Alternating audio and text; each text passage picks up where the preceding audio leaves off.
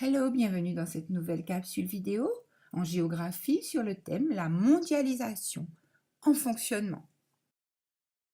Troisième partie, la mondialisation en débat.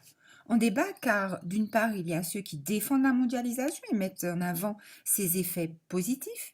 D'autre part, il y a ceux qui dénoncent les effets négatifs de la mondialisation. Grand A, la mondialisation a des effets positifs. La mondialisation a permis de sortir des millions d'individus de l'extrême pauvreté. Elle a également permis le décollage économique d'États jadis pauvres comme les BRICS. Elle a développé le pouvoir d'achat de millions d'hommes en générant des classes moyennes dans les pays émergents.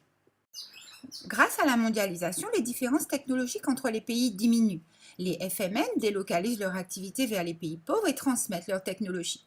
La mondialisation favorise aussi le rapprochement des peuples et des cultures. Les sociétés ne vivent plus en autarcie. Les loisirs humains sont aussi enrichis par cette ouverture du monde.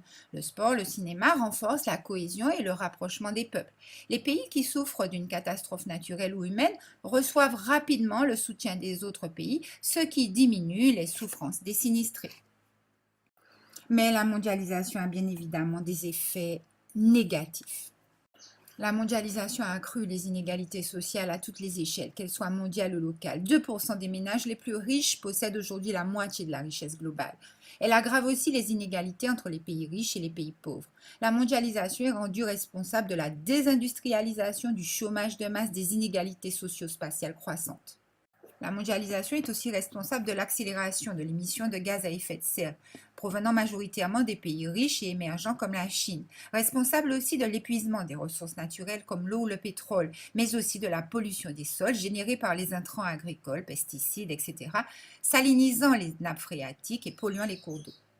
Des citoyens se battent pour une autre mondialisation plus juste et souhaitent un autre mode de production et de distribution des richesses et le renforcement de l'action des États. Ce sont des altermondialistes. Ces altermondialistes se battent dans le cadre de forums sociaux mondiaux ou régionaux, d'ONG comme Attac ou Greenpeace.